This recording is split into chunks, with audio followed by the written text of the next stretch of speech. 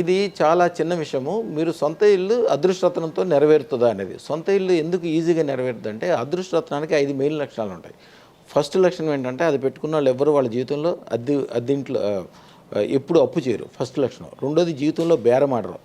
బేరమాటం అంటే ఏదో ఒక ఇంట్లో ఉండటము, ఎక్కడొక్కడ బతకటము, ఏదో ఒక ఉద్యోగం చేయటము, ఏదో ఒకటి అంటే మనసు తృప్తి లేకుండా ఆరోగ్యము, అనారోగ్యము ఇవన్నీ చూసుకోకుండా ఎట్లా కొట్లా ఉండటం అనేది ఉండదు. ద బెస్ట్ ఏముందో దానికి వెళ్ళదు. దాంట్లో ఉన్న మూడో లక్షణం ఏంటంటే స్థిరత్వం. స్థిరత్వం అంటే మీరు అదృష్టరత్నం పెట్టుకున్న వాళ్ళు 1,00,00,000 మందిని చెక్ చేసుకోండి. 1,00,00,000 మందిలో ఒక్కడు కూడా దీంట్లో ఉండడు. ఎవరైనా సొంత ఇల్లు, సొంత డబ్బులు, సొంత మనుషులు, సొంత వ్యాపారము, సొంత వ్యవస్థలు ఆడికి ఏర్పడిపోయి ఉంటాయి. దాంతోపాటు అదృష్టరత్నం పెట్టుకున్నాక నిజంగా ఏది ఎక్కర్లేదు. కానీ అదృష్టరత్నం పెట్టుకున్నాక సొంత ఇంటి కోసం కూడా పౌర్ణమి రోజు చేయాల్సిన ఒక మంత్రం ఉంటుంది. మహాకాళి మంత్రం అని ఇస్తారు. అది అవసరం లేదు అక్కడ వరకు. అయినా అది ఇస్తాము. అది ఇచ్చిన తర్వాత ఆటోమేటిక్గా ఇవన్నీ కూడా పాజిటివ్లు అయిపోతుంటాయి. చెడు అనేది వెళ్ళిపోద్ది, మంచి అనేది స్టార్ట్ అయిపోద్ది వాళ్ళ లైఫ్లో. ఇల్లు అనేది చాలా అవసరం.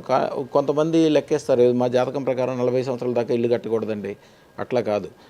ఇల్లు పెళ్ళి అతి త్వరగా చేసుకోవాలి ఎవరైనా. అతి త్వరగా. మీరు హైదరాబాద్లో ఉన్నారనుకోండి, బాంబేలో ఉన్నారనుకోండి, అమెరికాలో ఉన్నారనుకోండి, మీరు సొంత ఇల్లు లేనంత వరకు మీరు ఆ ఊళ్ళో గెస్ట్గా ఉన్నట్టే లెక్క. సొంత ఇల్లు ఉంటేనే మీరు ఆ ఊళ్ళో ఉన్నట్టు లెక్క. దానికి దేవుడు కూడా మిమ్మల్ని లెక్కేయడు ఆఖరికి.